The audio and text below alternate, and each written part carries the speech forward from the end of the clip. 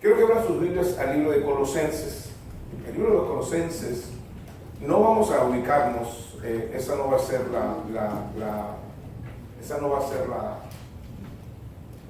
el tema, pero sí es la introducción a lo que queremos compartir durante este tiempo. Es un tiempo bastante largo. Quiero que abran sus Biblias al libro de Colosenses y vamos a considerar algunos textos que yo quisiera compartir con ustedes como preámbulo a la clase que estaremos tomando y que nos va a llevar una buena extensión de tiempo, porque estaremos hablando del tiempo de la gracia. Hay muchos que están luchando con respecto al dispensacionalismo y todo eso, pero acuérdense que es un tiempo de pacto y estamos justamente en un nuevo pacto.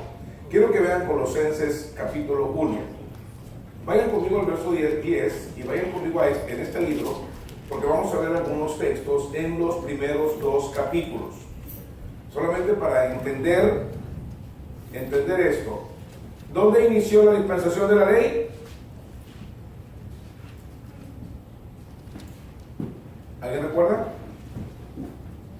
¿Dónde inició la dispensación de la ley?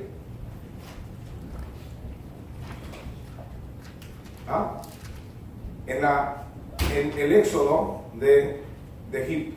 Ahí empieza la dispensación de la ley. Dios envía a Moisés y este saca a Israel, que estaba esclavo en la tierra de Egipto. ¿Dónde termina la dispensación de la ley?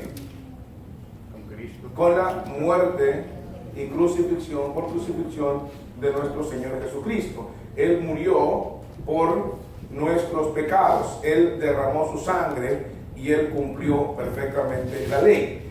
Hay algo, y lo vamos a ver un poquito en las herejías, en este periodo de la gracia, que se llama antinomianismo. Esta sostiene de que ahora tú puedes pecar, hacer lo que tú quieras, no hay problema, que al cabo tú ya eres salvo. No, esto es un error. O sea, el creyente conoce a Cristo como su Salvador y el fruto determina quién es Él. ¿Qué significa? Bueno, que el fruto tuyo determina a quién estás tú siguiendo. Amén. O sea, de ninguna manera es una credencial para pecar, de ninguna manera. Es simplemente entender que tu pecado ha sido pagado por Jesucristo, que tu vida ha sido limpiada y que ahora tú quieres vivir de una manera diferente como un hijo de Dios. Ya no vivo yo más, porque Él fue quien cumplió la ley. Ahora, vamos a ir a Colosenses, capítulo 1, ¿ya lo tenemos? Dice, verso 10, leanlo conmigo, para que andéis como es digno del Señor, agradándole en todo, llevando fruto en toda buena obra, y creciendo en el conocimiento de Dios. Ahora, este es el propósito de la salvación, que andes como es digno del Señor, no de tus deseos, no de lo que el mundo dice, no de lo que el diablo ofrece, sino que andes como es digno del Señor. ¿Para cómo le agrada al Señor? Dice, bueno, llevando fruto en toda buena obra, todo aquello que sea para bien. Tú debes de ser el primer precursor, el primero que está en la línea para ayudar. Dice, creciendo en el conocimiento de Dios. No podemos quedarnos limitados solamente a una parte de conocimiento, sino creciendo. Ahora miren por favor el versículo número 12. Dice, con gozo dando gracias al Padre que nos hizo aptos para participar de la herencia de los santos en luz. Nosotros estamos ahora en un nuevo pacto con el Señor por su misericordia. Es el Padre que nos ha hecho aptos en Jesucristo. Cuando usted vino a Jesucristo, entonces la justicia de Cristo le ha sido imputada a usted. Ahora usted no está en su justicia, está en la justicia de Cristo. Por eso anunciamos que es necesario que la persona se arrepienta y ponga su confianza en el Señor. No solamente en que Dios existe, sino que en que Él envió a su Hijo y murió y resucitó y ofrece salvación y vida eterna. La persona que quiera ser salvo necesita reconocer su pecado, arrepentirse de corazón poner su confianza en Dios, confiar en Dios, es decir, creer que Dios existe, creer que Él murió por nosotros en la cruz y creer que Él ofrece salvación y vida eterna y creemos en sus promesas. Amén. Y luego invocarle, pedirle que venga a nuestro corazón, porque todo aquel que invocare el nombre del Señor será salvo, dice la Escritura. Es usted quien necesita de Dios. Es el Padre quien nos ha hecho aptos. Nadie hay apto en sí mismo. Si usted ve en el verso 14, dice, hablando de Jesús, dice, en quien tenemos redención por su sangre, el perdón de pecados. No hay otra manera. Hoy en día se pueden proclamar 1000 maneras de llegarse a Dios, pero la única manera que hay es de llegar a Dios, al Padre, es a través de nuestro Señor Jesucristo. Pero mire también en el versículo 21. Yo le recomiendo que usted lea todo el capítulo, todo el libro de Colosenses. Esto va a ser extraordinario, pero el capítulo 1 y capítulo 2, dice el verso 21 del capítulo 1, dice, y a vosotros también que erais en otro tiempo extraños y enemigos en vuestra mente, haciendo malas obras, ahora os ha reconciliado en su cuerpo de carne por medio de la muerte, para presentaros santos y sin mancha e irreprensibles delante de gloria a Dios. Así es como el Señor, así es como Jesús nos presenta delante del Padre una vez que Él muere y una vez que nosotros nos arrepentimos y una vez que nosotros le pedimos a Jesús que venga a nuestro corazón. Dice que somos presentados santos, sin mancha e irreprensibles. Él dice, wow, espérate, pero usted es imperfecto. Sí, yo soy imperfecto, pero Cristo no es imperfecto. Quien murió en la cruz por mí, sustitutivamente, fue el Señor Jesucristo. Por eso Pablo decía en Gálatas 2:20, ya no vivo yo, mas Cristo vive en mí. El problema es que a veces nosotros todavía nos andamos bajando de la cruz. Entonces no es nada de que yo puedo pecar a la hora que a mí me dé la gana y hacer lo que yo quiera, no. Ahora, una vez que he conocido a Jesús, yo quiero caminar en obediencia a su palabra. Si te caíste, levántate y continúa caminando. Ahora, pero mire el versículo 23, si en verdad permanecéis fundados y firmes en la fe y sin moveros de la esperanza del Evangelio. Wow. Ahora, en el versículo número 27 dice, a quienes Dios quiso dar a conocer las riquezas de la gloria de este misterio entre los gentiles, que es Cristo en vosotros, la esperanza de gloria, a quien anunciamos amonestando a todo hombre y enseñando a todo hombre en toda sabiduría, a fin de presentar perfecto en Cristo Jesús a todo hombre. Esto es lo que estaba haciendo ahora Pablo. Una vez que conoces a Jesús, estás proclamando esa verdad de la mejor manera posible, aunque no hay manera amable de hablarle al que roba ladrón, no hay manera amable de hablarle al que hace mal, no hay manera amable de decirlo. Buscamos la mejor manera. Pero quiero que vayan a lo que quiero enfatizar ahora en cuanto a este nuevo pacto. El antiguo pacto, el de la ley, era una serie de reglas y de normas que tenía que hacer. ¿Cuál era el pacto? El Señor dice, vas a guardar esto y vas a vivir. Pero la ley era un ayo hacia Cristo, dijo Gálatas. La ley fue una nodriza, fue un esclavo que nos llevó a los pies de Jesucristo. ¿Cómo? Haciéndonos ver lo malo e imperfectos que nosotros éramos. Todos nos sentimos buenos. ¿No se ha fijado que cuando alguien muere todos son buenos? Se murió, ay, tan bueno que era. Dijo alguien, si quieres ser bueno, muérete.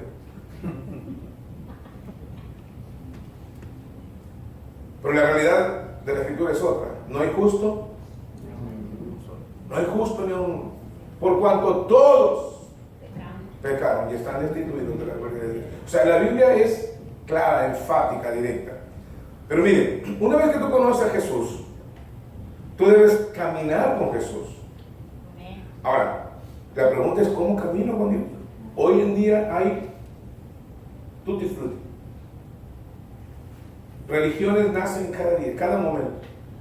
Esta clase que vamos a ver, vamos a darnos cuenta de que Jesús no fundó ni una sola religión. Jesús vino a sacar a la gente de la religión. Y eso es lo que vamos a hablar en esta clase. Es que prepárese, véngase con su libro de notas, con su Biblia, con su marcador de textos. Véngase y prepárese para estudiar.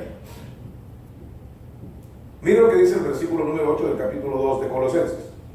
Mirad que nadie os engañe por medio de filosofías y huecas sutilezas, como dice, según las tradiciones de los hombres, conforme a los rudimentos del mundo y no según Cristo. Va a haber dos líneas. Una vez que usted conoce a Jesús, usted va a tener dos líneas de caminar. ¿Va a caminar por las filosofías y tradiciones humanas o va a caminar por las líneas marcadas por Dios en su palabra? ¿Cuántos dicen nada? Estamos hablando de aquellos que ya estamos caminando en el Señor. O vamos a caminar sobre las filosofías y sutilezas huecas y tradiciones de los hombres, o vamos a caminar en la obediencia a la palabra del Señor. Vamos a caminar sobre los rudimentos del mundo, o vamos a caminar sobre las líneas claras de la palabra de Dios.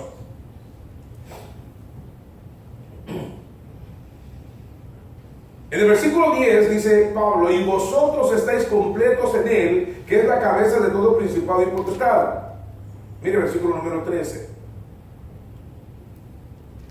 Aquí está de lo que quiero hablar esta mañana. Dice, y a vosotros, estando muertos en pecados, y en la incircuncisión de nuestra carne. Vamos a parar ahí.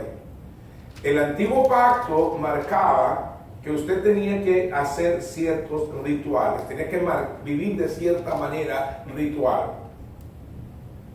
Ahora, escuchen lo que Pablo le dice a los colosenses. Dice, ustedes estaban muertos en pecados, ¿en la qué? En la incircuncisión. Uno de los rituales era la circuncisión, y los judaizantes ven, tienes que circuncidar, y tienes que guardar la ley, y tienes que hacer esto, y tienes que hacer lo otro, y tienes que vivir de esta manera, y no respires. Por eso Pablo menciona esto, rudimentos del mundo, tradiciones de los hombres. Escuchen esto, el Señor nos llamó a ser libres, a vivir en libertad. Escuche bien, porque libertad no es libertinaje. Más adelante Pedro advertiría que convierten la libertad de los hijos de Dios en libertinaje. Nosotros andamos en la libertad, en ese ámbito de la bendición de Dios, lo que Dios permite en su palabra, lo que Dios manda en su palabra. Entonces yo vivo en ese ámbito, y ahí Dios me protege, y ahí Dios me guarda, y ahí Dios me provee, y ahí Dios me cuida, y todo lo que ocurre, por desagradable que parezca, lo va a convertir en una gran bendición para mí. Pero yo estoy caminando en el ámbito de su voluntad. Gloria a Dios. Amén. Ahora, mire lo que dice. Y a vosotros, estando muertos en pecados y en la incircuncisión de vuestra carne, os dio vida juntamente con él, perdonándoos todos los pecados. Pero algo más, anulando el acta de los decretos que había contra nosotros, que nos era contraria, quitándola del medio y clavándola en la cruz, y despojando a los principados y a las potestades, los exhibió públicamente, triunfando sobre ellos en la cruz. Gloria a Dios. Juan diría que la ley nos llegaría por Moisés, pero la gracia nos vendría por Jesús. Ahora, miren, cuando usted vino a Cristo, el Señor rompió la cadena que el diablo tenía sobre su vida. Cuando usted viene a Cristo suceden tres cosas. Primero, perdona todos sus pecados. Segundo, libera su alma de la esclavitud del pecado. Y tercero, le da el poder del Espíritu Santo en su vida para que pueda vivir una vida diferente. Usted puede vivir una vida diferente. El problema es que a veces nosotros no somos guiados por el Espíritu. No nos dejamos guiar por el Espíritu, sino que dejamos que nuestra carne controle y domine nuestras vidas. O escuchamos el mundo y sus rudimentos y queremos continuar por ahí. Pero mira lo que dice el versículo 16 ahora hablando del aspecto religioso. Dice, por tanto, nadie os juzgue en comida o en bebida, o en cuanto a días de fiesta, luna nueva o días de reposo. Todo lo cual es sombra de lo que ha de venir, pero el cuerpo es de Cristo. Gloria a Dios. ¿Está claro? Entonces, ha terminado, la ley comienza con el éxodo de Egipto y concluye con la muerte de Cristo en la cruz. Y ahora va a iniciar lo que conocemos como la dispensación o el tiempo de la gracia. Algunos le llaman la era del Espíritu Santo, etcétera, etcétera. Pero lo utilizamos como una forma de referencia esta mañana. Vamos a hablar de la época eclesiástica. Vamos a empezar ahora a entender cómo se ha ido conformando nuestra fe. Vamos a hablar un poco de historia y vamos a empezar a ver lo que se conoce como la dispensación de la gracia. La palabra gracia tiene varios usos. Si usted toma un diccionario bíblico y usted analiza la pregunta gracia, va a encontrar por lo menos 10 significados. Yo le encuentro 3 significados importantes para nosotros como iglesia. Primero, la palabra gracia significa el favor inmerecido. O sea, nadie merece. Cuando usted dice la vida no es justa, usted tiene razón. Si Dios nos diera lo que es justo, deberíamos ser condenados al infierno.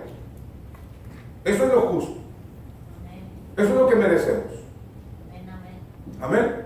Así que la próxima vez que usted quiera quejarse de la vida, piense que lo justo es que usted vaya al infierno. Eso es lo justo. Por cuanto todos pecaron y están destituidos de la gloria de Dios. Eso dice la Escritura. Sin embargo, Dios en su misericordia ha sido bueno. Amén. Entonces, cuando estamos hablando de la gracia, es favor inmerecido, no lo merecemos.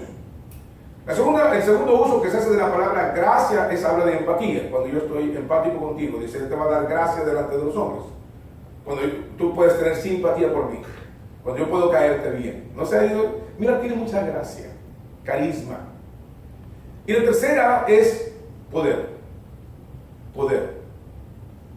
Cuando Pablo estaba orando y decía, quítame esta enfermedad, decía, el Señor le contestó, bástate mi gracia, porque mi poder se perfecciona en la debilidad. Pero cuando estamos hablando de la gracia, la dispensación de la gracia, aquí estamos hablando de la dispensación del favor inmerecido del ser humano. Voy a darles una pequeña introducción en cuanto al tema que estaremos viendo. Miren, aquí tenemos en la pantalla, no se alcanza a ver, a lo mejor muy bien allá. Aquí tenemos los tiempos en los cuales se va a desarrollar la dispensación. Vamos a hablar hasta aquí. Vamos a hablar desde el Pentecostés hasta el rapto. De eso nos vamos a ocupar en estas semanas. Vamos a hablar desde el Pentecostés hasta el rapto. Y él dice, ¿por qué, pastor? ¿Por qué no vas hasta el rapto? Porque ya después del rapto, todo lo demás usted lo va a ver en vivo. Cuando me preguntaron por qué yo había dejado el libro Entendiendo el Manual de Fabricantes hasta la lección número 16 hasta el rapto, digo, porque todo lo demás ya vamos a ser espectadores de esa realidad. Por eso en el discipulado usted tiene clases hasta el rapto, nada más. 16 lecciones. Ahora, vamos a empezar por entender un poquito este esquema. Primero, vamos a dividir correctamente los tiempos. Estos van a ser los tiempos en los que vamos a ver esta clase. Primero, estaremos hablando del periodo apostólico. El periodo apostólico. Hablaremos del tiempo cuando los apóstoles estaban dirigiendo toda la organización de la iglesia. Escuche bien y grábese esta palabra, iglesia. Porque Jesús no establece ninguna religión, establece la iglesia. La palabra iglesia es eclesía, los llamados afuera. Aquellos que Jesús les dijo, están en el mundo, pero no son del mundo. Y parece que la iglesia ha olvidado eso. Estaba oyendo por allí un predicador diciendo, fui a unos premios porque fui a brillar. Y entonces yo le puse por ahí en una nota, le dije, pues discúlpeme, entonces Jesús se equivocó. Él debió haber brillado naciendo en la casa del emperador. Él debió haber brillado naciendo en las grandes élites de la política romana, pero sin embargo vino a nacer en un pesebre y vino a nacer humildemente. Con todo respeto, le mandé una nota, respeto su ministerio, respeto su trayectoria, pero no estoy en absoluto y no creo que la Biblia tampoco esté en acuerdo con usted. Y se lo mandé directamente a esta persona. De repente nos desenfocamos. El periodo apostólico fue el tiempo donde los apóstoles estaban dirigiendo la obra era de la iglesia. Luego tenemos la persecución imperial. Estaremos hablando ahora de la persecución que se gestionó y que fue originada por la propia desobediencia de la iglesia en su momento. Sin embargo, los apóstoles se quedaron en Jerusalén. Hablaremos de la persecución imperial, hablaremos de esas terribles persecuciones, hablaremos de los mártires de las catacumbas, hablaremos de la iglesia que murió. Vamos a ver los orígenes, vamos a aprender de los orígenes. La tercera cosa que vamos a aprender es la iglesia primitiva. ¿Cómo se desarrollaba la iglesia primitiva? ¿Quiénes eran? ¿Cómo les llamaban? ¿Por qué? Después vamos a ver, en el siguiente vamos a ver el catolicismo romano. Oiga, pastor, es que no es lo mismo. No es lo mismo. No es lo mismo. Hay por ahí muchas enseñanzas que están habiendo ahorita por ahí en el YouTube, en las redes sociales. Dicen, no, es que la iglesia católica, bueno, perdónenme, yo le llamo el catolicismo romano. Y cuando veamos las clases vamos a darnos cuenta, porque quizá usted llegue a la misma convicción que yo he llegado. Cristianismo y catolicismo romano no son lo mismo. Vamos a hablar sobre la reforma protestante. Aquí es donde está el error. Aquí es donde está ¿Qué es la reforma protestante? La reforma protestante es monjes católicos que protestaron contra la doctrina católica. Protestaron. Yo les recomiendo, hay un libro que escribe el hermano Anaya que se llama Los Forjadores de Nuestra Fe y habla del movimiento protestante. Es decir, de ahí empiezan a ver las grandes denominaciones. Y después de las grandes denominaciones vienen las grandes sectas. Y entre ellas se podría incluir el catolicismo. Estaremos analizando. Por eso digo, esta clase va a ser un poquito extensa. ¿Qué vamos a ver? Luego vamos a ver la persecución de la iglesia fiel. Llega un momento cuando la iglesia fiel al Señor está perseguida por el protestantismo, por el catolicismo y por el Estado. Y creo que la historia se va a repetir. Pienso que la historia, en mi concepto, después del tiempo que tengo de conocer al Señor y de ir aprendiendo durante la vida y ver lo que la Biblia enseña, creo que la historia se mueve en ciclos y creo que viene de nuevo ese.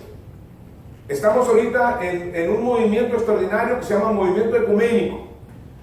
Estamos ahorita en un esfuerzo por unir todos los credos, y aquellos que no estén de acuerdo, obviamente, seremos perseguidos.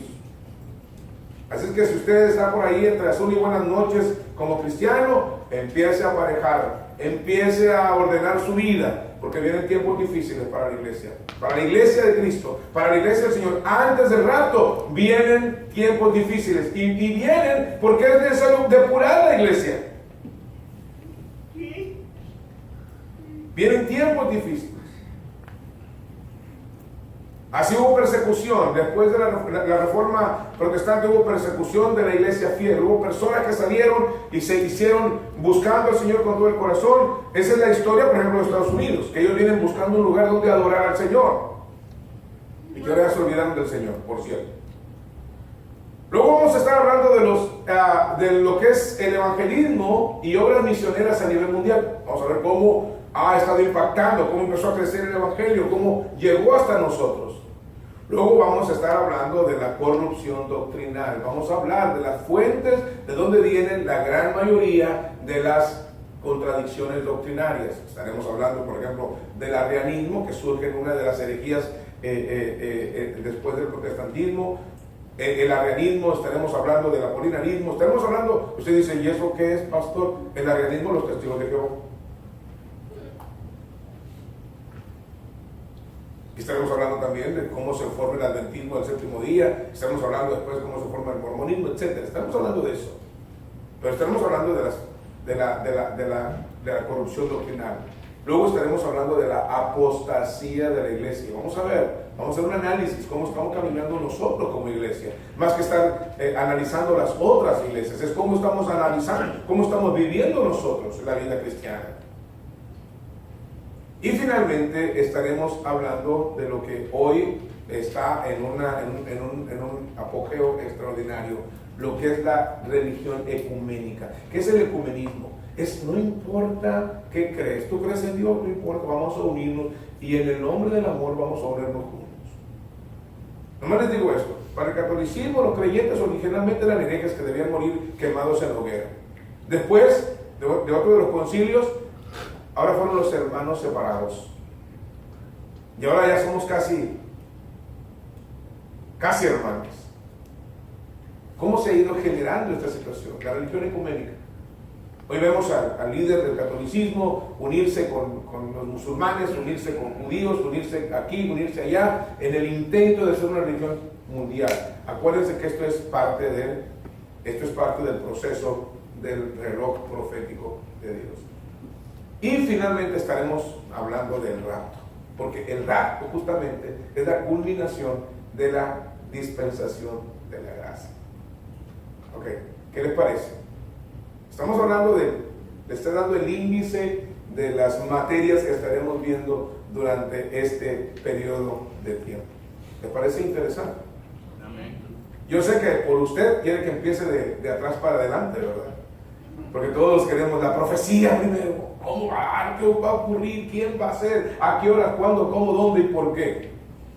Bueno, no se preocupe. Vamos a hablar del inicio de esta dispensación. ¿Cómo inicia esta dispensación? Primero, la dispensación de la ley termina con la crucifixión de Jesucristo, porque la ley demandaba muerte. La ley demandaba muerte. Entonces, Jesús cumple la ley hasta las últimas consecuencias. Él llevó su castigo en la cruz del Calvario. ¿Saben ustedes que uno de los capítulos que son prohibidos por el judaísmo en Jerusalén es el capítulo 53 de Isaías?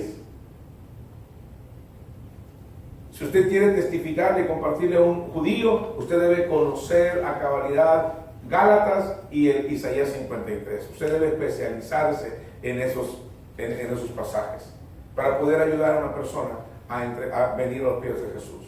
Recuerde que no es usted, recuerde que es la palabra la que lo va a traer. Amén. En segundo lugar, la dispensación de la ley inicia con la ascensión de Jesús al cielo. Perdón, la dispensación de la gracia, estoy equivocado, inicia con la ascensión de Jesús al cielo, cumpliendo así la promesa hecha a la iglesia. En Juan 14 dice, porque si yo no me fuere, el Espíritu no vendría. Les conviene que yo me vaya. Era necesario para que fuese glorificado. Si usted recuerda, cuando Jesús resucitó, alguien vino a acercarse y dijo, no me toques porque aún no he subido al Padre. Él tenía que ser glorificado, su sacrificio tenía que ser acepto por el Padre y era el sello de aceptación. En segundo lugar, era necesario que Él se fuera para que el Espíritu Santo viniera a llenar la vida de la iglesia. Por eso que esta dispensación también, o este periodo de tiempo, también se le puede conocer como historia eclesiástica o los hechos del Espíritu Santo. Yo les animo a que estudien el libro de los hechos. Vamos a ir aprendiendo muchas cosas ahí. Tercero, era necesario para la proclamación de victoria de la iglesia. Alguien me preguntó una vez, ¿cuál es la mayor evidencia de que Jesucristo es un ser verdadero? Digo, la muerte de los apóstoles.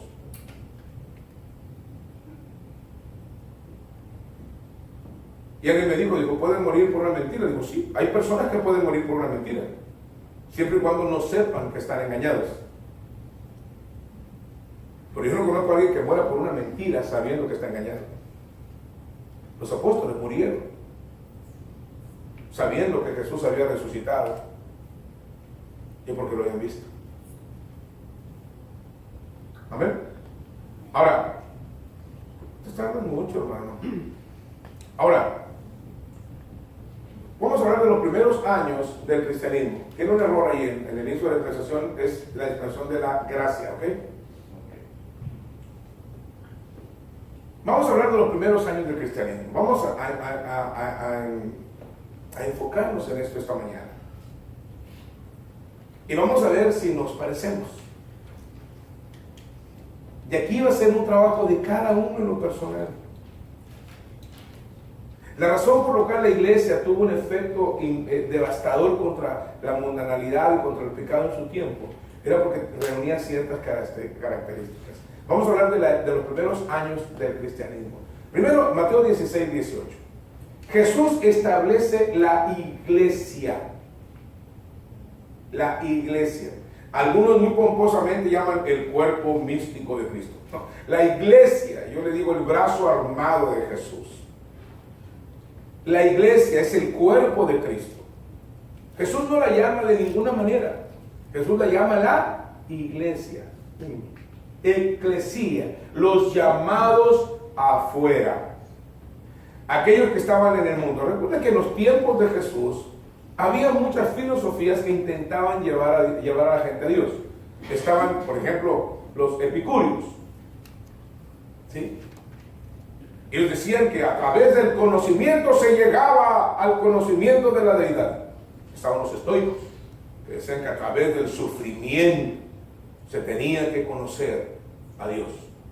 Estaban los esenios, que decían que había que huir del mundo y se iban lejos a meterse en cuevas y lejos del mundo. De ahí nació el movimiento monástico, de ahí tomó el catolicismo el movimiento monástico. Y de los estoicos el asunto de las penitencias, del dolor por el pecado. Estaban los herodianos que adoraban al emperador. Estaban los judíos que guardaban la ley. Estaban los que adoraban a la mitología griega. O sea, lo que sobraba en los tiempos de Jesús era ¿qué? ¿Qué sobraba? Religión. Religión. Era lo que sobraba en los tiempos de Jesús. O sea, Jesús no vino a establecer una religión más. Él viene a establecer ¿qué? ¿Qué viene a establecer? Y sobre esta roca edificaré mi iglesia. ¡Ah, sobre Pedro! No, no fue sobre Pedro, no se preocupe. Ya lo estaremos analizando más adelante.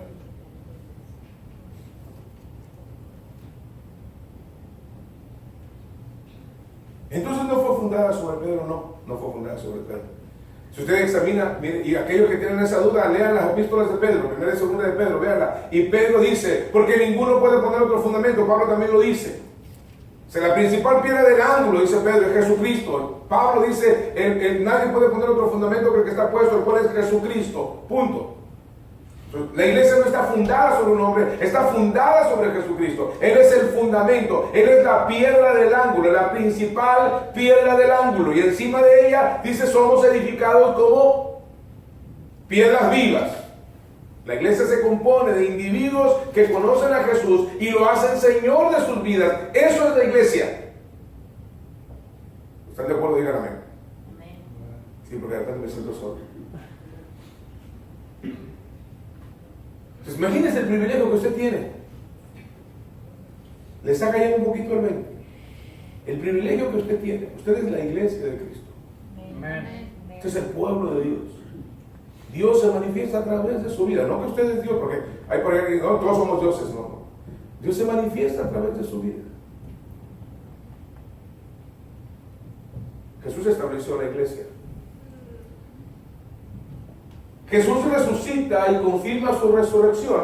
Jesús resucitó y confirmó su resurrección. En Juan capítulo 20 y Lucas 24, usted puede encontrar allí esa información. Jesús resucitó.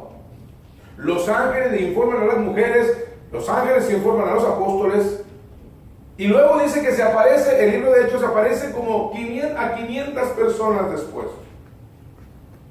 No solamente fue algo local o algo simple, Jesús resucita y él confirma su resurrección. Y una evidencia de esto es que los creyentes murieron creyendo a cabalidad de que Jesús había resucitado.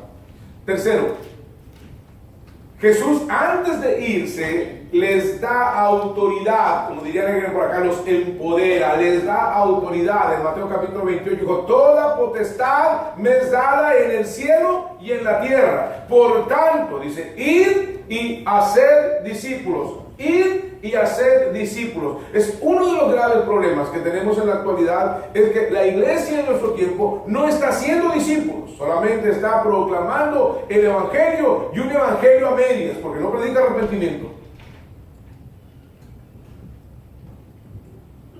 Presentamos a un Jesús escuálido como un mendigo pidiendo posada. Nos olvidamos que Él es el Rey de Reyes y Señor de Señor. No es que le das una oportunidad a que Él intervenga en tu vida, es que lo reconoces como el Señor de tu vida. Él no está suplicando por una oportunidad. Él te está dando la oportunidad de que puedas conocerle y cambiar tu vida.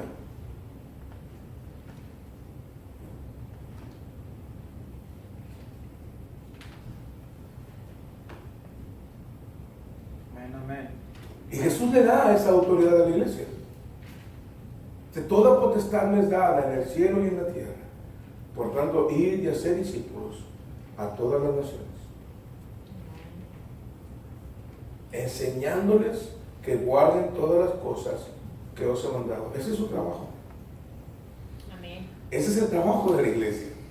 Yo pensé que ese era el trabajo de los pastores, de los misioneros, de los evangelistas. No, ese es el trabajo de ustedes, es el trabajo de la iglesia. Y vamos a ver cómo es que esta iglesia primitiva, cuando vamos a la iglesia primitiva, vamos a darnos cuenta cómo esta iglesia cumplió cabalidad y en un siglo había alcanzado más de la mitad del imperio romano con el evangelio. Lo que llamarían la época de oro de la iglesia cristiana. El primer siglo, la iglesia del primer siglo. La iglesia primitiva. Que sin magnavoces, sin sistemas de red, sin Biblia, sin folletos, sin radio, sin nada, perseguidos, escondiéndose en las catacumbas, alcanzaron y trastornaron, según el libro de Hechos dice, trastornaron el mundo entero con el evangelio. Porque una vida cambiada trastorna el entorno donde se desenvuelve. El problema es que hemos perdido esa fuerza, esa sal se ha perdido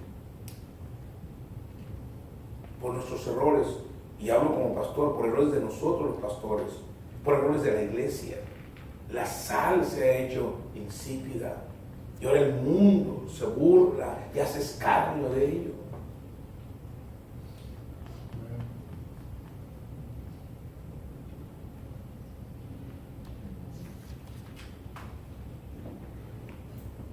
Nos olvidamos que Jesús dijo: ustedes son la sal de la tierra y ustedes son la luz del mundo. Y ahora aquí en Mateo capítulo 28, versos 19 y 20, ahora les da el poder. Dice: ahora toda potestad me es dada en el cielo y en la tierra. Vayan y hagan discípulos. Vayan y prediquen. Juan 16, el Espíritu va a venir y va a convencer. Usted no está llamado a convencer a nadie. Usted está llamado a predicar la palabra.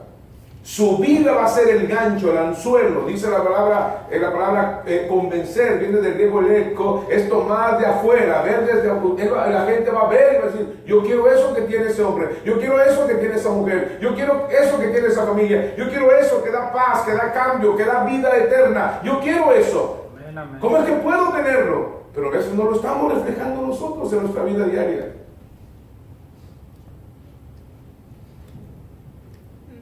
Tu vecino: yo quiero un matrimonio como el de mi vecino, pero si te ve tirándote los trastes y gritando y peleando y insultando, ¿cómo va a querer eso? ¿Cómo vas a ser sal y luz del mundo?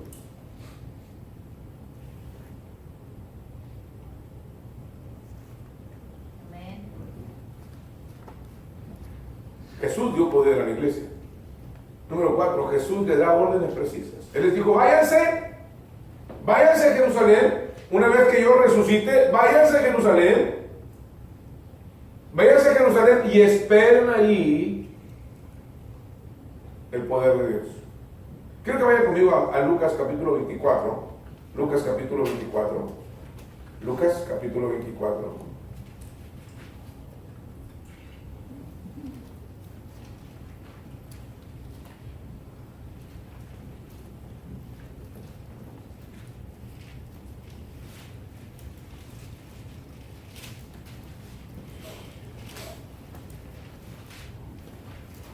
Y miren que esto se nos dice después de lo siguiente.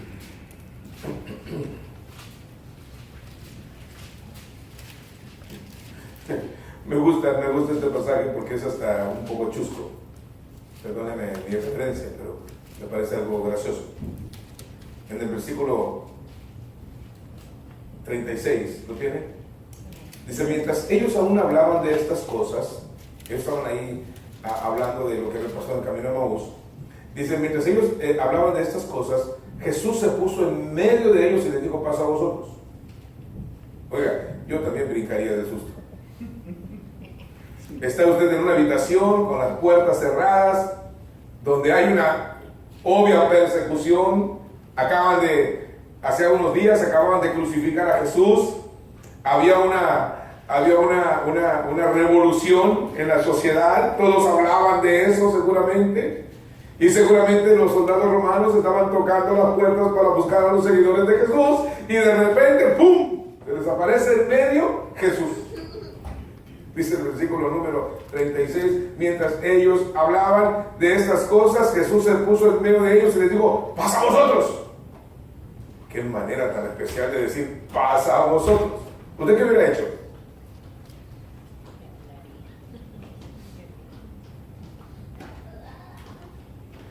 Fíjese, algo tan simple. Anoche yo iba llegando a casa, le dije a mi esposa, ya voy en camino, pero cuando dije ya voy en camino, yo estaba a 2 cuadras de la casa.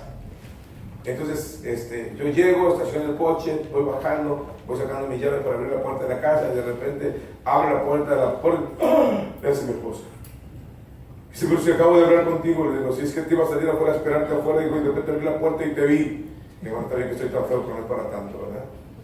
Se asustó, ella iba hacia la calle, iba hacia afuera. Pero imagínese, usted está escondido, porque es lo que pasa, está con la puerta cerrada, usted está dentro de aquella habitación y de repente de la nada desaparece Jesús y dice, pasa a vosotros. Mire el versículo número 37. No se preocupe, si usted se asusta, mire lo que pasó con ellos. Dice, entonces dice, espantados, ¿y qué? Y atemorizados. Espantados y atemorizados. Dice, pensaban que había espíritu, pero Él les dijo, ¿por qué estáis turbados? ¿Y por qué vienen a vuestro corazón estos pensamientos? Pero quiero preguntarles algo. ¿No les había dicho Jesús que esto iba a pasar? Sí. Como dicen aquí los gringos, so. Entonces,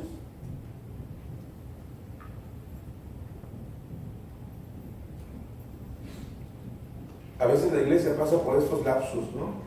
Escucha, sabe mucho, pero no lo cree.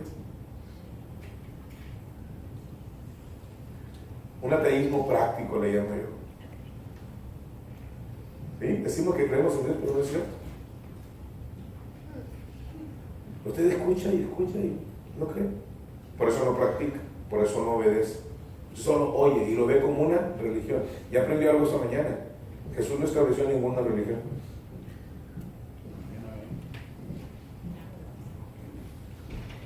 Jesús estableció la iglesia. Usted es la iglesia, ese pueblo. A donde usted va, usted lleva las marcas de Jesús. A donde usted va hablando de Jesús. Va provocando que se hable de Jesús. ¿Se hable bien?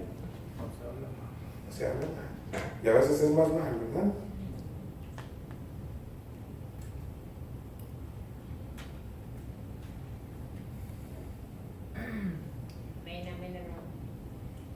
Es lo que Pablo diría más adelante. Ustedes son cartas de nosotros, dice Pablo, conocidas y leídas por todos los hombres. O sea, usted es un mensaje bien. Usted, no, yo nunca les he dicho que soy cristiano, no se preocupe, ya se dieron cuenta que no lo es.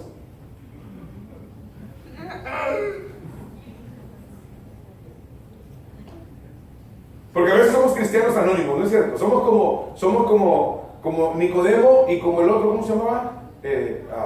José de Arimatea. Vinieron de noche a buscar el cuerpo de Jesús. De noche, porque tenían miedo de los judíos. Cristianos anónimos.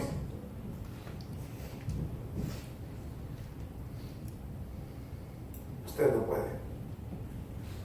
Su luz va a alumbrar donde quiera que usted esté. Y van a saber que usted es un fiel al Señor o un renegado del Señor.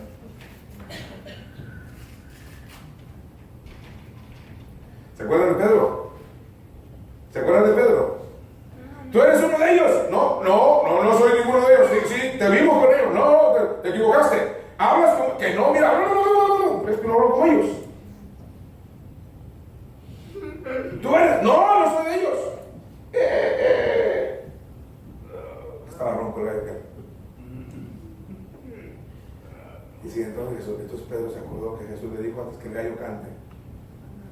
Le habrán negado 3 veces. Y la iglesia sigue negando a Jesús.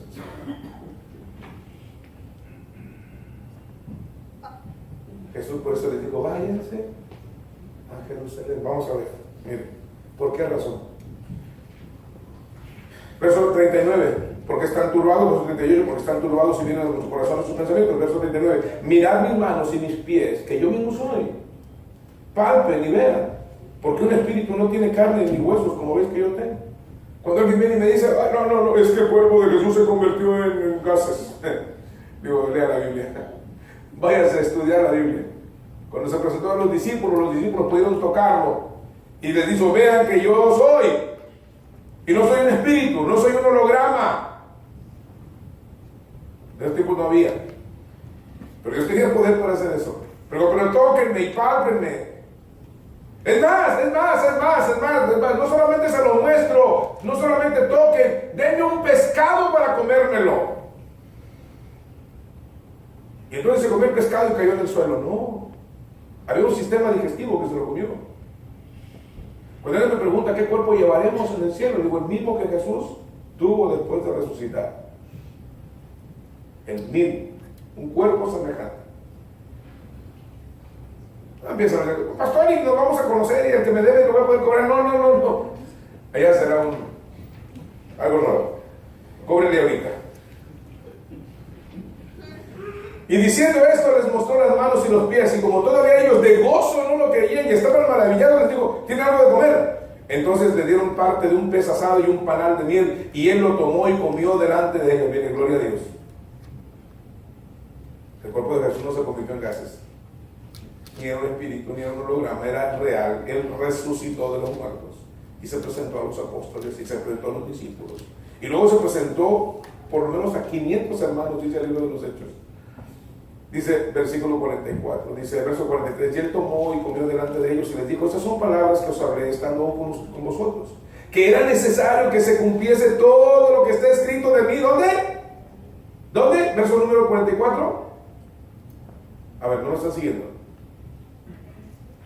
En la ley de Moisés. Lo leamos juntos. Dice, estas son palabras que os hablé estando con vosotros, que era necesario que se cumpliese todo lo que está escrito de mí en la ley, en los profetas y en los salmos. Dice, era necesario. Mi amigo, la muerte de Cristo era necesaria, porque usted no puede ser salvo por sus obras, su buena moralidad, su conocimiento, su religión. Usted necesita a Cristo. Por eso era necesario que Él muriera.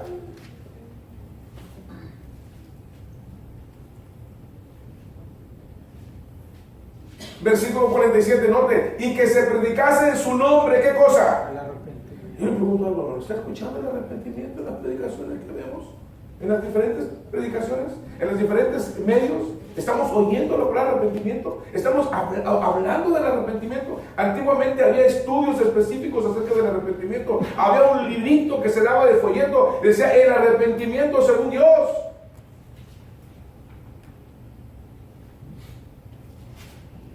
Porque Dios no va a salvarte en tu pecado, va a salvarte de tu pecado, y para salvarte de tu pecado necesitas arrepentirte. Lucas 13:5, si no se arrepienten todos perecerán igualmente. Hechos 2, si no hay arrepentimiento no hay remisión de pecados. Según Pedro 3:9, Dios no retarda su promesa, Él está esperando que se arrepientan, porque sin arrepentimiento no hay salvación. ¿Qué es el arrepentimiento? Que te apartes de la forma de vida que estás llevando. Eso es arrepentimiento. Y esa es la base del juicio de Dios. Dice, y esta es la condenación, que la luz vino al mundo, pero los hombres, ¿por qué? Porque sus obras eran malas, amaban su pecado, no se arrepintieron. Sí, lo hice, ¿y qué? Arrepiéntete, cambia de rumbo. ¿Qué es arrepentimiento? Doy la espalda a mi pecado, y ya estuve, ya nomás, me equivoqué. Amén.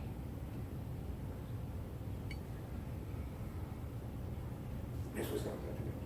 Dice que se predicase en su nombre el arrepentimiento y el perdón de pecados en todas las naciones, dice, comenzando desde Jerusalén. Dice, y ustedes son testigos de estas cosas. Verso 49, ¿lo quieren?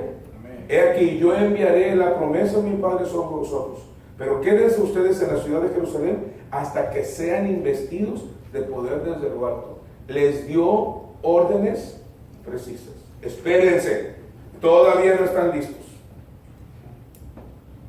Hoy me hablaba una hermana y me decía que estaban teniendo problemas en su congregación. Y me dice, yo quisiera que usted hablara con mi pastor. Y le digo, mi hermana, pues es el que tiene que hablarme de su pastor. Imagínense, yo tomando el teléfono, oiga, pastor, soy Rodrigo García y quiero decirle que está haciendo mal. Pues, ¿a usted qué le importa? Y me cuelga.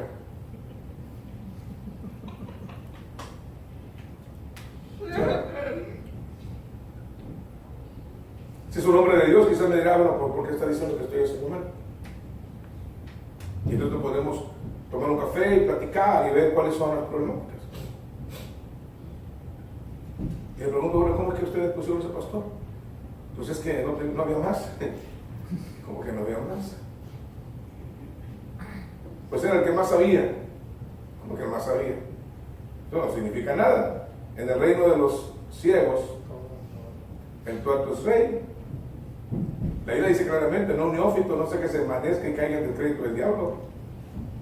Hay ciertos requisitos que tiene que guardar, que están ahí en la Biblia. El problema es que no obedecieron la Biblia. Dice, no, es que está poniendo puros maestros que no saben. Es un problema en muchas congregaciones.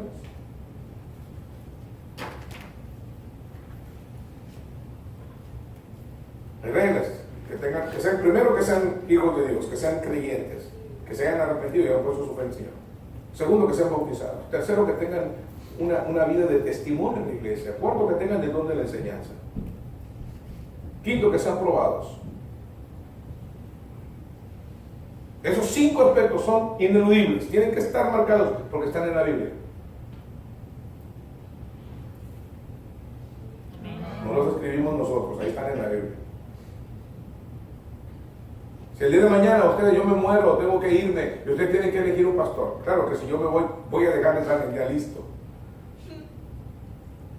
Pero si me muero, pues va a estar difícil. Usted tiene que tener claramente lo que la Biblia dice acerca de que va a ser pastor.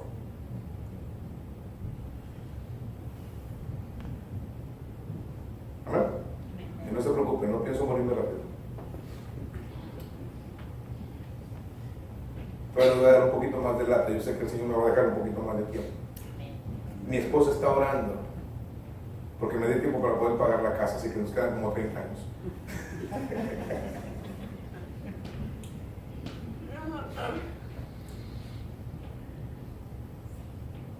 Dice, aquí yo veré la promesa de mi Padre. ¿Qué es lo que va a marcar? Yo creo que la cosa más importante es como cuando hablamos de los diáconos, y esto es para los diáconos. Los diáconos tienen que tener 3 características: buen testimonio, llenos del Espíritu Santo y sabios. Ahí se las dejo a los diáconos. O sea, hay líneas, hay reglas. Buen testimonio, llenos del Espíritu Santo y llenos de sabiduría. Así es que diáconos empiezan a hacer una culpa, ¿no? Empiezan a checar a ver, ¿qué me está fallando? ¿Qué diáconos son? Levanta la mano los diáconos. Aquí hay 4, ¿no? ¿Sí son 4? No, 5. Está Luis, Diego, Miguel, Luis Aguilar, Julio. Esto fue para ustedes. Me faltan 3, ¿verdad? A ver, acá está el otro, no, está el otro acá atrás. No te escondas, brother. Pero ni siquiera digo, aquí está, oh, es más escondidito ahí, ¿no? Aquí hay 6. Tenemos otro que está enseñando de arriba, ¿no? Es Rubén. ¿Y quién me falta? Hermano Juan está en Houston, me pidió que disculpara a la iglesia, disculpen. Hermano Juan está en Houston. ¿Saben qué? Los diáconos, esas son las características que ustedes deben de tener. ¿Ok? Bueno. Pero dice, pero el más importante, que sean llenos del Espíritu Santo. Así es que empiezan a revisar sus vidas espirituales, mis hermanitos. ¿Ok? Les dio órdenes precisas, esperen en Jerusalén. ¿Cuál es el siguiente paso? Jesús habla del futuro de la iglesia de su regreso. Miren por favor el libro de los Hechos. El libro de los Hechos, capítulo 1. Y yo les animo que durante esta semana, aparte de las lecturas que les estamos enviando, ustedes se den su tiempito para leer el libro de los Hechos. Se den su tiempito para eso. Miren, les estamos mandando máximo 4 capítulos diarios de leer la Biblia. Eso es lo máximo. Estamos dando una pequeña meditación para que ustedes puedan meditar en sus casas, en sus devocionales diarios. Estamos sacando un versículo de memoria porque hay una competencia entre los varones y los jóvenes. Y se me hace que nos van a ganar. Porque yo no voy a participar. Si usted está confiando en que yo voy a ser el caballito de batalla, se equivocó. El pastor no va a participar. ¿Sí? Ahorita me estaba diciendo mi esposa, porque el hermano estaba diciendo Santiago 1.25, y es uno de mis textos de memoria favoritos. Y estaba diciendo de memoria, y dice mi esposa, pero tú no vas a participar en la competencia, ¿verdad? Digo, obvio que no. Entonces usted recibe una meditación, recibe un verso para memorizar, recibe una lectura diaria de máximo 4 capítulos, normal son 3, máximo 4 capítulos, máximo. Entonces tome tiempo para estudiar el libro de Hechos, leer el libro de Hechos. Ay, pastor, no se puede, sí se puede. Mire, deje de ver la telenovela, deje de ver el partido de fútbol, y mire que yo sé de lo que estoy hablando. ¿Sí? Sufre menos, mira, ayer no lo vi, yo sé que perdieron las Chivas 4-1, no sé qué. No sufrí. Dije, ahora ya entendí, Señor, no sufrí. Entonces aproveche su tiempo. Vivimos tiempos difíciles, aproveche su tiempo. Amén. Deje de chismear una hora en el teléfono, etcétera. Deje de estar viendo el Facebook todo el rato, porque parece que vivimos en el Facebook, ¿verdad? Entonces, haga su tiempo. Tome su Biblia, el libro de los Hechos, empiece a estudiarlo, compártale a su esposo, dígale, mira mi amor, qué bendición, mira lo que te encontré aquí. Va a encontrar cosas muy lindas, muy importantes. Amén. Porque de eso se va a tratar esta clase. No voy a leer, no voy a estudiar el libro de los Hechos, pero vamos a estar haciendo referencia a esto. Hechos 1, ¿ya lo tienen? Esto era para que encontraran la cinta, no crean que porque... ¿Sí? Ya están ahí. Hechos 1. Versículo 1 dice, en el primer tratado, oh Teófilo, ¿cuál era ese primer tratado? El libro de los Hechos es parte de 2 libros que escribió el evangelista Lucas. Entonces, ¿cuál es el primer tratado? A ver, ¿están dormidos? Pues Lucas, ¿verdad? Ay, pastor, pues Lucas, ¿por qué no lo contesta? ¿Sí? Estamos como Ramón, ¿verdad? ¿Cuántos son 10 y 6? Pues no sé, maestra, está bien difícil, no soy bueno para sumar, pero ¿cuántos son 10 y 6? Así usted, el primer tratado, si Lucas escribió 2 libros, el primer tratado, ¿cuál fue? Lucas. El segundo tratado es el libro de los Hechos. Bueno, en el primer tratado, en el Evangelio de según San Lucas, dice, hablé acerca de todas las cosas que Jesús comenzó a hacer y a enseñar. Mire verso 2, dice, hasta el día en que fue recibido arriba, después de haber dado mandamientos por el Espíritu Santo a los apóstoles que había escogido, quienes también después de haber padecido, se presentó vivo con muchas pruebas indubitables, apareciéndoles durante 40 días y hablándoles acerca del reino de Dios. Y estando juntos, les mandó que no se fueran a Jerusalén, sino que esperasen la promesa del Padre, la cual les dijo, oísteis de mí. Porque Juan ciertamente bautizó con agua, mas vosotros seréis bautizados con el Espíritu Santo dentro de no muchos días. Entonces los que se habían reunido le preguntaron diciendo, Señor, ¿restaurarás el reino a Israel en este tiempo? Y él les dijo, no les toca a ustedes saber los tiempos o las sazones que el Padre puso en su sola potestad, pero recibiréis poder cuando haya venido sobre vosotros el Espíritu Santo, y me seréis testigos en Jerusalén, en toda Judea, en Samaria y hasta lo último de la tierra. Y habiendo dicho estas cosas, viéndolo ellos, fue alzado y le recibió una nube que le ocultó de sus ojos. Y estando ellos con los ojos puestos en el cielo, entre tanto que él se iba, se pusieron junto a ellos 2 varones con vestiduras blancas, los cuales les dijeron, varones galileos, ¿por qué estáis mirando al cielo? Este mismo Jesús que ha sido tomado de ustedes al cielo, así vendrá como le habéis visto ir al cielo. Note, aquí está hablando del futuro de la iglesia y también habla de su regreso. Usted debería permearse de este pasaje, porque este pasaje dice una verdad extraordinaria. Primero dice que Lucas había estudiado acuciosamente, había indagado, había investigado, había tomado tiempo para escribir Lucas y para escribir Hechos, y registró, guiado por el Espíritu Santo, todo lo que había encontrado. Y dice en el versículo número 3, se presentó vivo con muchas pruebas indubitables. Es decir, ninguna prueba tenía lugar a la más mínima duda. Es lo que significa indubitable. No hay dudas, dice Lucas. Déjame explicarle que Lucas es uno de los escritores de los evangelios que tenía conocimientos. Era un hombre que sabía, era un hombre conocedor. Se dice que era un médico. Pero más allá de eso, es el Espíritu Santo guiando a Lucas y nos da una verdad absoluta. Jesús resucitó y no hay duda de ello. Segundo, Jesús habla a la iglesia. Jesús le dice a la iglesia: ustedes van a esperar ahí hasta que venga el poder del Espíritu. ¿Por qué? ¿Por qué razón Jesús está hablando del futuro? Hablando de la venida del Espíritu Santo a la vida de los discípulos. Porque como están confundidos ahí, oiga pastor, entonces yo necesito el bautismo del Espíritu Santo. ¿Han oído eso, no? ¿Ya te bautizaste? Sí. ¿Y ya te bautizó el Espíritu? Y lo que le está diciendo, ¿ya hablaste lenguas? Y muchos hacen énfasis en el capítulo 2 del libro de los Hechos. Es que ya hablaron lenguas, pastor. No, el milagro es que 3,000 personas conocieron a Cristo como su Salvador personal. 3,000 personas fueron conmovidas por el Espíritu Santo a venir a los pies de Jesús. Ese es el milagro que ocurre en Hechos capítulo 2.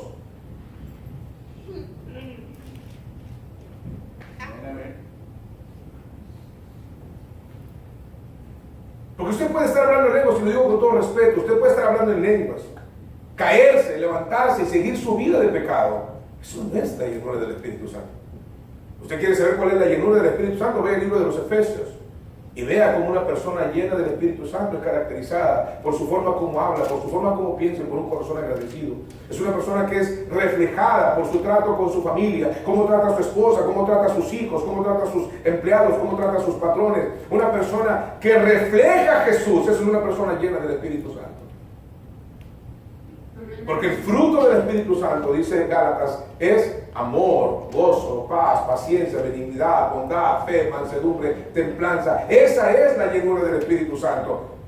Pablo lo dice de otra manera en Gálatas. Dice, Cristo formándose en vosotros.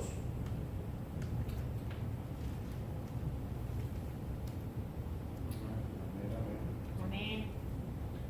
Alguien me dijo, no, pero es que yo hablo lenguas y yo me caigo. Bueno, si usted habla en lengua se cae y su vida es cambiada, gloria a Dios, qué bendición. Pero si usted habla en lengua se cae y su vida no es cambiada, arregle su vida con el Señor, usted está engañado. Y al primero que tengo que preguntarle a su esposo, a su esposa y a sus hijos. No sé, no.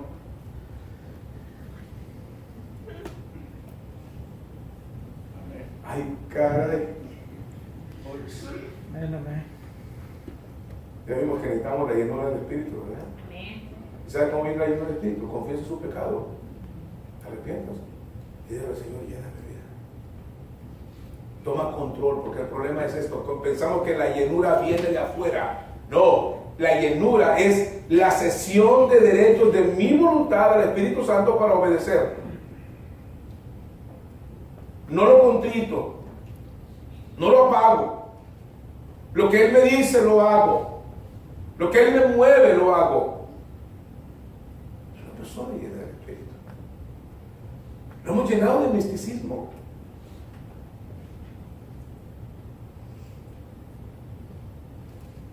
Ahora, Jesús no solamente habla de la necesidad del poder del Espíritu Santo. Escuche bien esto, mi amigo. Y mire, mi hermano, usted va a ir a predicar, pero si no va el poder del Espíritu Santo en su vida, es ruido y nada más.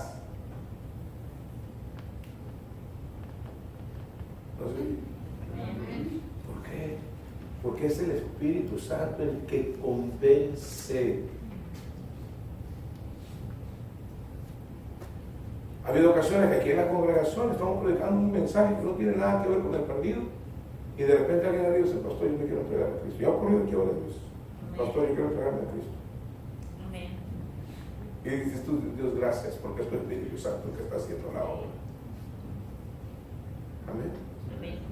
Y cuando eso ocurre, tú dices, Señor, te humillo, Señor, perdón. A veces creo que soy yo. No, tú no eres nadie. Jesús dijo, cuando hayan hecho todas estas cosas, digan, siervos inútiles somos, que lo que tenemos que hacer hicimos. O sea, tú no haces nada, tú eres como la mano en el guante. Alaba al Señor por eso.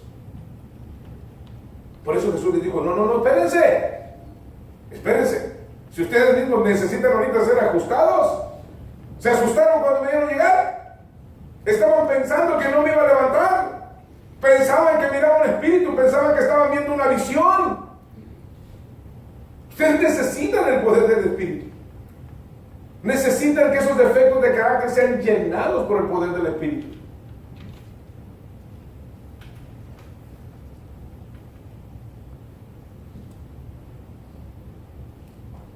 Ya vamos aprendiendo algo nuevo esta mañana también. Amén. Estamos hablando de la iglesia, estamos hablando del cuerpo de Cristo. Habló de la iglesia, pero también habló del futuro. Ellos estaban preguntando, mire, ustedes no son los únicos, versículos 6 y 7 y 8. Si usted va a casa, usted va a encontrar el librero de este lado, ahí en mi estudio, un librero chiquito. Tengo algunos libros ahí. Y usted va a encontrar una gran cantidad de libros de profecía. Todos deseamos saber las cosas del futuro.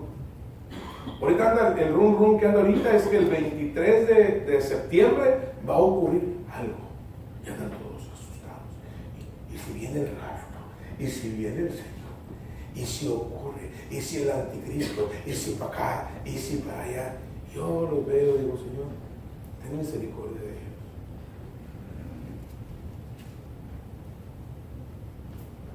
Le voy a decir lo que me dijo mi pastor a mí, que ya pasó a estar con el Señor. No importa si viene mañana o viene pasado mañana o si viene en 100 años, no importa si viene hoy. Lo importante es que estés preparado para el momento que Él viene. Amén. Que te encuentre haciendo su voluntad, que te encuentre edificándote, creyendo, predicando y viviendo una vida de acuerdo a lo que Él piensa, a lo que Él dice. Esa es tu tarea. Pero los discípulos también estaban preocupados. Miren, dice, entonces los que se habían reunido le preguntaron, dicen, Señor, ¿restaurarás el reino a Israel en este tiempo? Y ustedes seguían pensando en el Mesías que estaban esperando, con la información que tenían. Oye, acabas de ver a Jesús resucitado.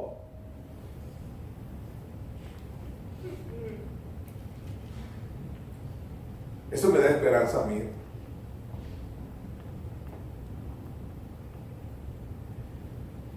Y Jesús les dice, no les toca a ustedes saber los tiempos o las sazones que el Padre puso en su sola potestad. En otras palabras, make your own business.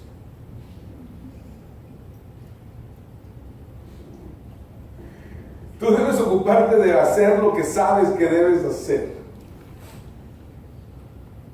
¿Gloria a Dios? Dice, pero recibiréis poder cuando haya venido sobre vosotros el Espíritu Santo. Y mire el primer resultado, y escuche bien esto.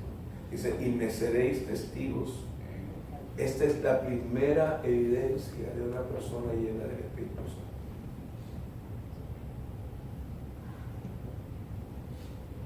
Su vida es transformada de tal manera que la gente voltea y lo mira y dice, esta persona tiene algo diferente. ¿Qué piensan de ti en tu barrio? ¿Qué piensan de ti tus vecinos? ¿Qué piensan de ti tu esposa y tus hijos? ¿Qué piensan tus familiares? Si tus hijos, si tus vecinos, si tus familiares piensan que eres un hipócrita, no te enojes con ellos. Examina, te están haciendo un favor. Pregunta por qué. Porque quizás tengan razón. Y quizás el primer obstáculo que tengan ellos para conocer a Jesús sea tu testimonio.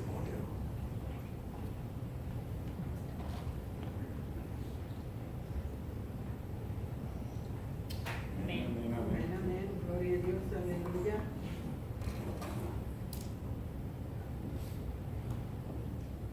Pero recibiréis poder cuando haya venido sobre vosotros del Espíritu Santo y me seréis testigos. Entonces Jesús habla del futuro de la iglesia y habla de su regreso. La iglesia tiene que ahora convencerse de que Jesús ha resucitado, debe convencerse de que el mandato que les dio debe de obedecerse y deben convencerse de depender del Espíritu Santo para poder realizar la tarea que tienen por delante. Aquí estamos en los inicios de la iglesia. Ellos obedecieron y esperaron la promesa del Espíritu Santo. Dice, ellos se fueron a Jerusalén según les habían mandado. Dice, y estando juntos les mandó que no se fueran de Jerusalén, sino que esperasen la promesa del Padre. Si usted observa en el capítulo 24 de Lucas, el versículo 52, 24-52, Lucas,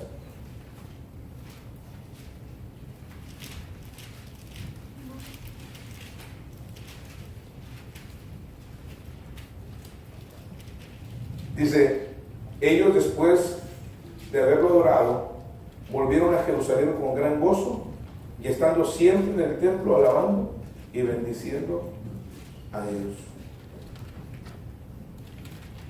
Ahí esperaron. Ahí esperaron. Se fueron ahí como Jesús lo había mandado. Muchos dicen, yo necesito el poder del Espíritu Santo para obedecer. No, usted necesita obedecer para que el Espíritu Santo llene su vida. Amén. No invierta los órdenes.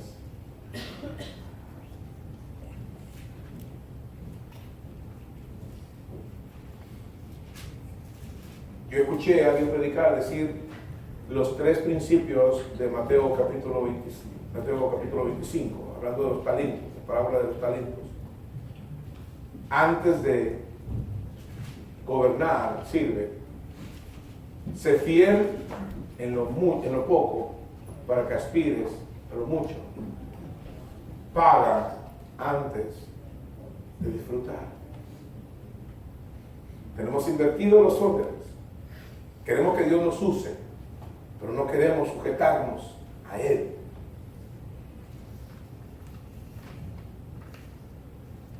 Dios nos usa cuando estamos preparados, cuando no vamos a perder la cabeza, cuando no vamos a olvidar que quien recibe honra y gloria es Jesucristo. Amén. Gloria a Dios.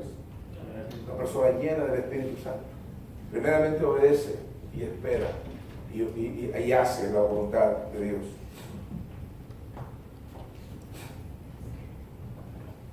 Son ungidos con el Espíritu Santo. Hechos capítulo 2, versículo 1 al 5. Quiero que vayan ahí, a Hechos capítulo 2. Y yo sé que todos nos emocionamos inmediatamente con las lenguas, pastor, aquí las lenguas. Y este pasaje no es tan complicado, hombre. No es tan complicado, pero lo hemos rodeado de tanto misticismo este capítulo que se han tenido que hacer libros para poder explicarlo. Pero no tiene gran dificultad. ¿Lo tiene? Hechos capítulo 2, versículo 1 al 5. Cuando llegó el día de Pentecostés, ¿cómo estaban todos? ¿Cómo estaban todos? ¿Por qué no fue llenando cada uno a su casa? ¿Cuál es el mensaje de Jesús? Porque de repente tendemos a aislarnos de la iglesia, a aislarnos de los demás. No. Así no es como funciona el Señor. Estábamos viendo la casa y una gran casa, qué padre. Y le digo a mi esposa, pero como que el comedor está muy chiquito, ¿no? Y voltea a mi esposa y dice, pues somos 5. Solo que vas a sentar a los 3 perritos en la mesa, ya somos 8. Y tenemos 8 sillas en la mesa. Digo, no, es que mi familia es mucho más grande que eso. Y volteé y mira, ya te entendí. Y hemos estado recibiendo los domingos por ahí en casa hermanos. Y pues de repente se hace chiquito el lugar.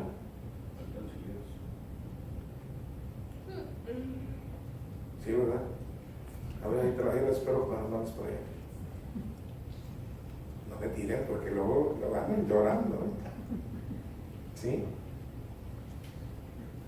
Entonces digo, ¿sabes qué? Sabes que tenemos que hacer un ajuste aquí, hacer, ya nos dio la idea de Mérida, ¿no? Hacer allá el comedor. Estoy pensando en hacer una puerta, lo que es mi estudio, que ese sea el comedor, y luego hacer en uno de los cuartos mi estudio, ¿no?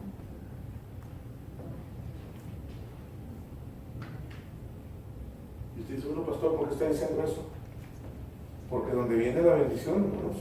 Amén, amén.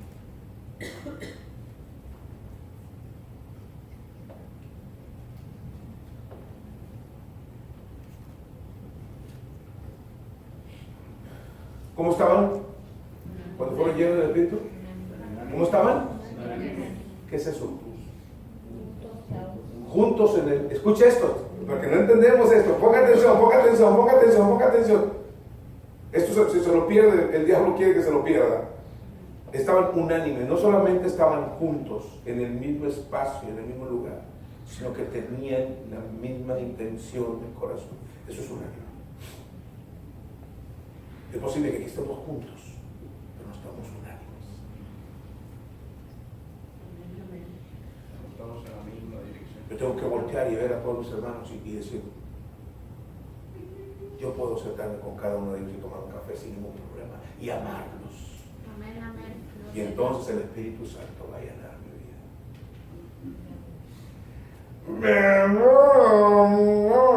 Pastor, yo pienso, usted piensa lo que le pegue la gana, pero el Salmo 133 dice lo siguiente: mirad cuán bueno y cuán delicioso es habitar los hermanos juntos en armonía. Y luego al final dice, porque allí envía Jehová bendición y vida eterna.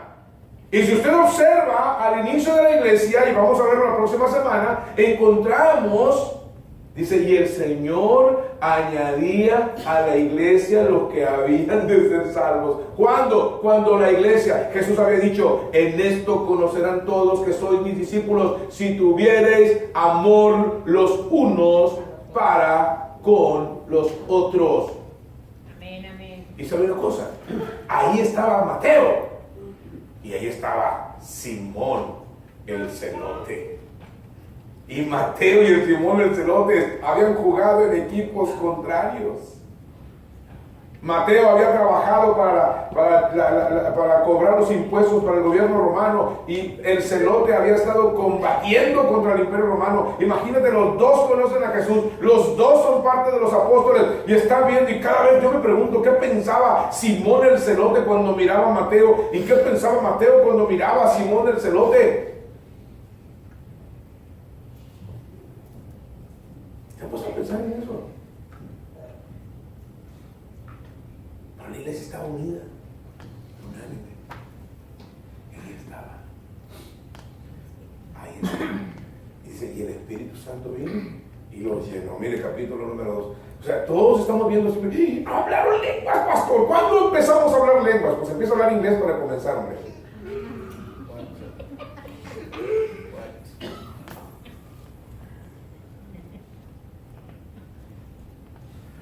Por eso no quieren ir a la ciudadanía a hacer el examen de ciudadanía, que no se habla en inglés. 40 años aquí no hablan inglés. Y dije 40 porque yo tengo 20. Así no me comprometo. Y tampoco hablo inglés, no se preocupe. ¿Lo tienen? Cuando llegó el día de Pentecostés estaban todos unánimes, y subraya esa frase para cada vez que el diablo venga y le traiga algo diferente. Dígale, te reprendo, Satanás, aléjate de mí en el nombre de Cristo, porque eso no es la voluntad de Dios. Y mire que yo tengo que ver muchas veces así. Ay, ahí viene el... Ay, no se preocupe, yo soy igual que usted. ¿Me estoy explicando? ¿O no? Ahí viene el hermano Ernesto. Así pensaban las de la cocina. ¡Doble! Verso 2. Ya te la ganaste, hermano. Y de repente, mire versículo 2. Y de repente vino del cielo, ya sabe que lo amamos, ¿no? Vino del cielo un estruendo como de un viento recio que soplaba, el cual llenó toda la casa donde estaban tentados, y se les aparecieron lenguas repartidas como de fuego, asentándose sobre cada uno de ellos. Es decir, fue en lo particular. Aunque están unidos, la llenura es en lo particular.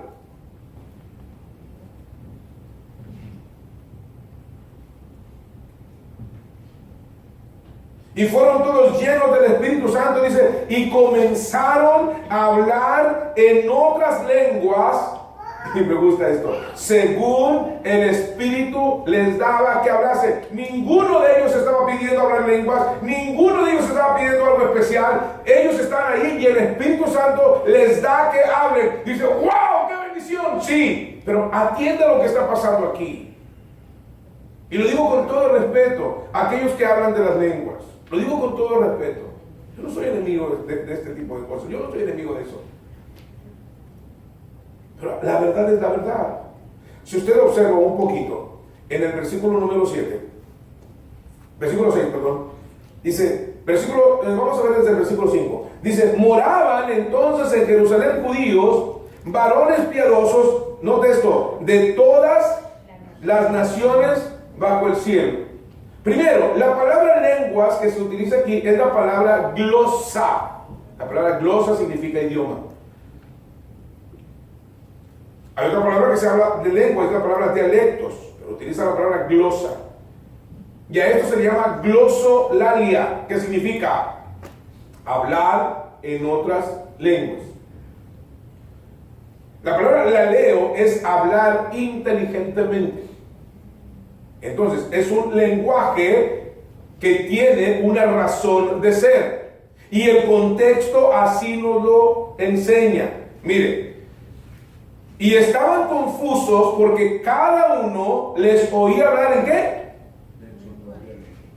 Eran de todas las naciones, eran de diferentes lenguas, pero cada uno le oía hablar ¿dónde? En su propia lengua. Entonces, lo que está aquí pasando no es solamente palabras sin sentido, sino que es un idioma con un mensaje determinado. Mira el versículo número 7, dice, y estaban atónitos y maravillados diciendo, mirad, no son galileos todos esos que hablan. ¿Saben qué significa eso? Los galileos eran las personas más iletradas. ¿Cómo de dónde agarraron estos? ¿Cómo aprendieron este idioma? ¿Cómo le podemos entender? Y dice el versículo, y yo sé que alguien va a decir, pastor, pero en la Biblia dice que hay lenguas angelicales. Dígame dónde dice eso en la Biblia. Sí. 1 Corintios capítulo 13, verso 1. Ahí no dice que hay lenguas angelicales. Dice, si yo hablase lenguas humanas o angelicales. No estoy diciendo que existen. Ahora, la segunda cuestión, hablando de ese tema, es ¿en qué idioma le habló el ángel Gabriel a Daniel? ¿En qué idioma le habló el arcángel Miguel a María? ¿En qué idioma? Es solamente para ubicarnos en el contexto adecuado. Y como digo, te lo decimos con todo respeto. Aquí está hablando, no son galileos todos los que hablan. Versículo 8 otra vez. ¿Cómo pues les oímos nosotros hablar cada uno en nuestra lengua en la que hemos nacido? Está hablando de algo que podían entender. Ahora mire, y luego aquí menciona de las ubicaciones. Partos, cuéntenos, partos, medos, elamitas, los que están en Mesopotamia, en Judea, en Capadocia, en el Ponto, en Asia, en Frigia, en Panfilia, en Egipto y en las regiones de África, más allá de Cirene, y romanos aquí residentes, tanto judíos como prosélitos, cretenses, árabes. ¿Cuántos son? 15 idiomas. Dice, y les oímos hablar en nuestras lenguas. Dice, les oímos hablar en nuestras lenguas las maravillas de Dios. Más adelante tiene lógica lo que dice el Espíritu Santo en 1 Corintios 14, cuando dice, no hablen más de 3 por turno y que uno interprete. Aquí se cumplió. Hay un intérprete que está entendiendo porque era el mismo receptor. Capítulo 13. 14, perdón. Desde el 12 al 14. ¿Ok? Entonces aquí vemos, son ungidos con el Espíritu Santo. Ahora, alguien me dice, pastor, ¿por qué hablan en lenguas? Aquí tengo una...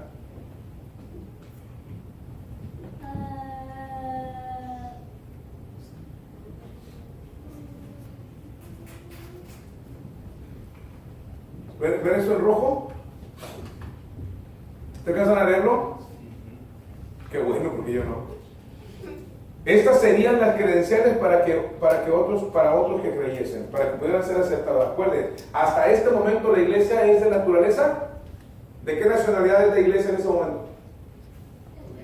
Judía. Pongan atención a esos detalles. La iglesia originalmente es judía. Así es que ¿de dónde sacan? Que es católico romano.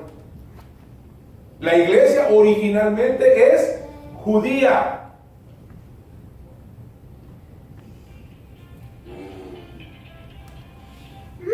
Es judía. La iglesia nace siendo judía.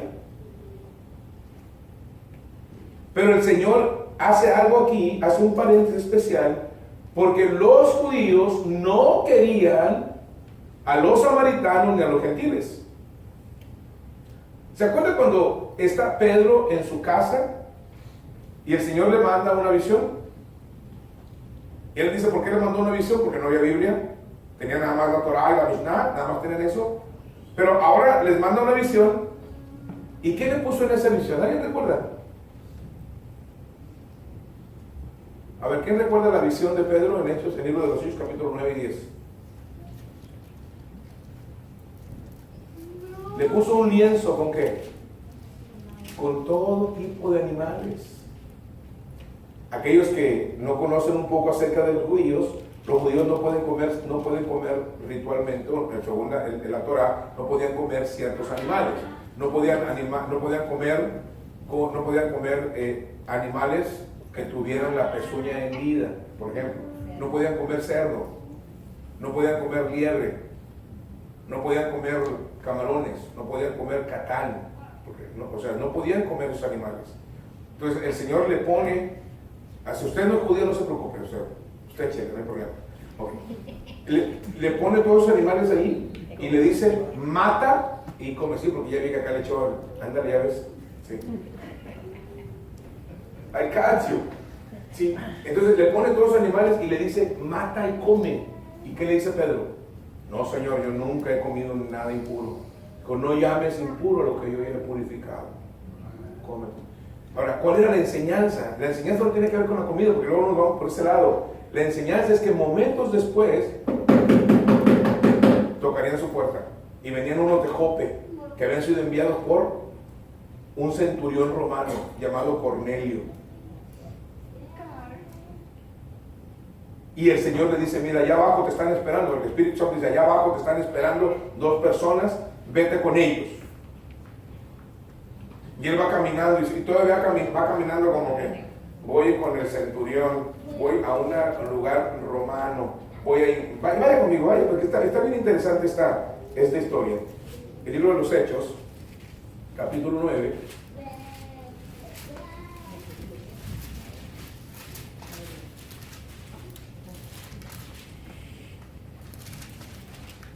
Pero capítulo 10. Versículo 17. Pero no solamente se lo dice una vez, ¿no? El verso 16 dice que se lo hizo 3 veces. El verso número 17 dice, mientras Pablo estaba perplejo dentro de sí sobre lo que significaría la visión que había visto, he aquí los hombres que habían sido enviados por Cornelio, los cuales, preguntando por la casa de Simón, llegaron a la puerta y llamando preguntaron si moraba allí un Simón que tenía por sobrenombre Pedro.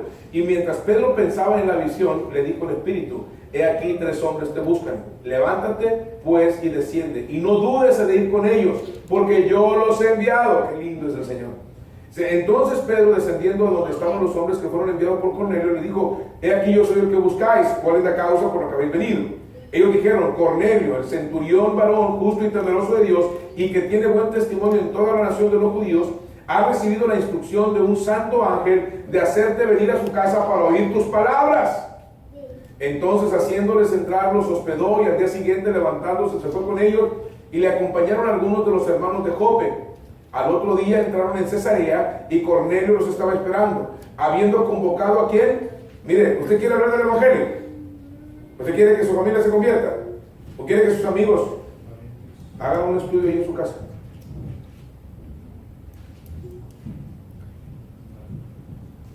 No soy yo, ¿verdad? Hagan un estudio ahí en su casa. Y convoque a quién, a sus parientes. Así creció la iglesia.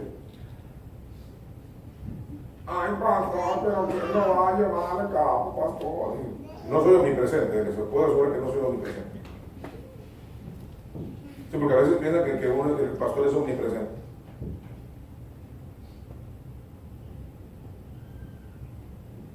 Usted me dice, pastor, yo quiero comenzar un grupo en mi casa. Yo me dedico a entrenarlo, yo me dedico a enseñarlo. Yo le preparo las lecciones, yo le digo cómo las tengo. Pero hágalo usted. Yo no tengo ningún problema con eso. Lo importante es que el reino de Dios crezca. Ustedes saben, nunca hemos sido mezquinos con el conocimiento. Usted no sabe más porque no quiere aprender más.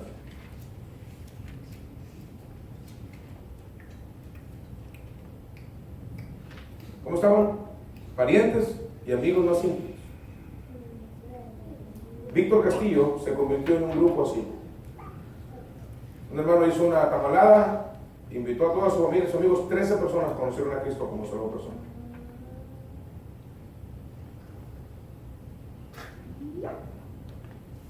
Cuando Pedro entró, salió Cornelio a recibirle y postrándose a sus pies adoró. Mire, aprenda esto. Mas Pedro le levantó diciendo, levántate, pues yo mismo también soy hombre. Ninguno de nosotros somos siervos. No tenemos que recibir ese tipo de pleitesías ni de reverencias.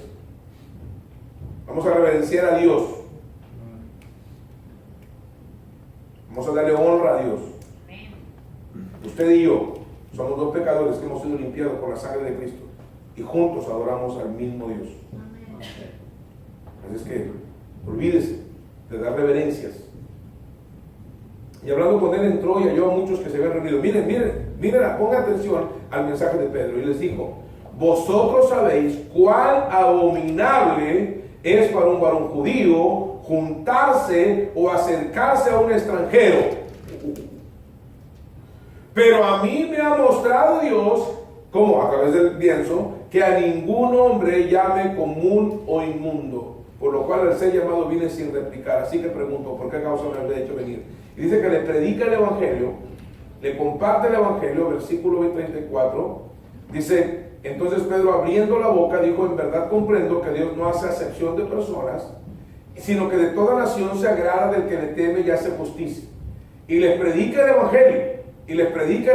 Dice, y nos mandó, verso 42, que predicásemos al pueblo y testificamos que Él es el Dios, que Él es el que Dios ha puesto por juez de vivos y muertos.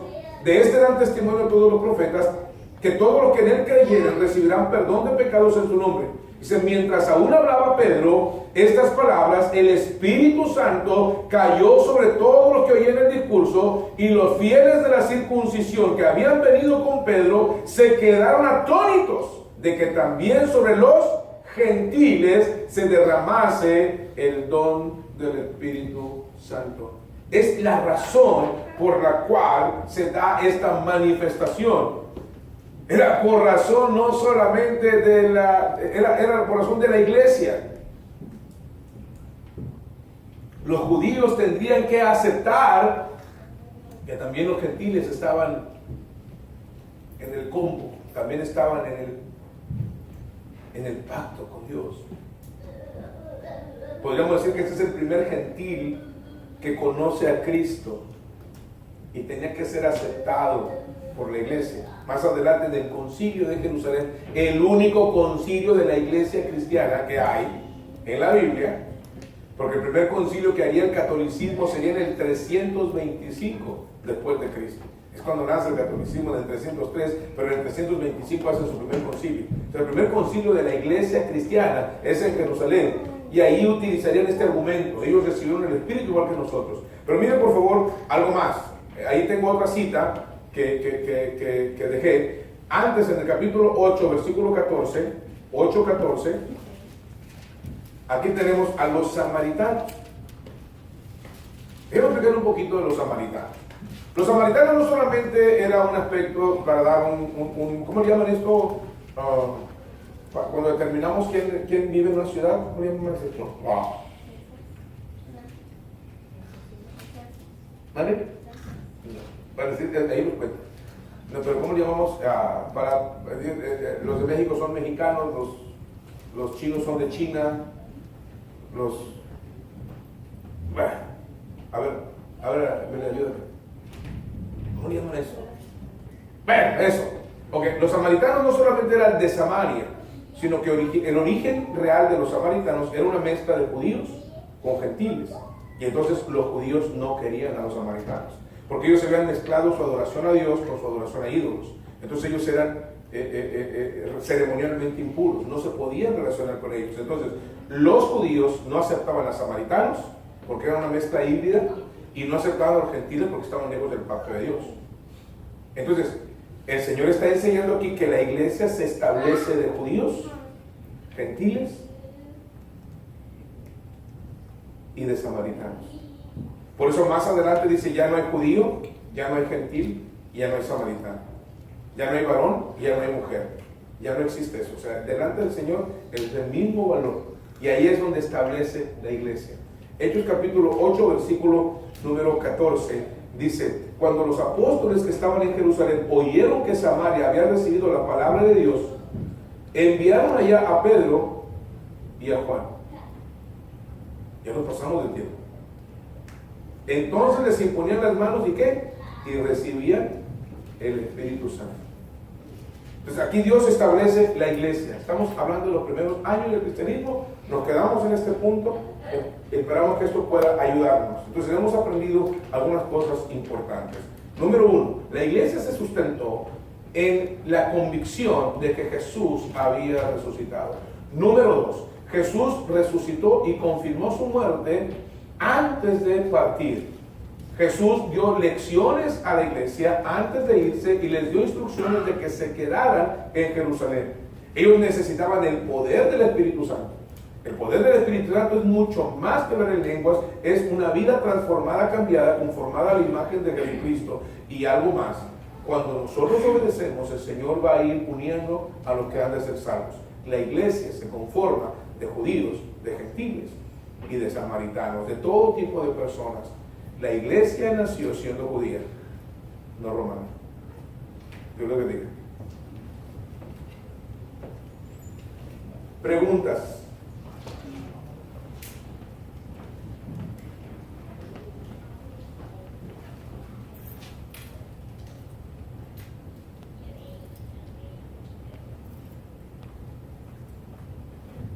No sé ustedes, a mí se me fue el tiempo de volada, perdón, estoy viendo que son 14.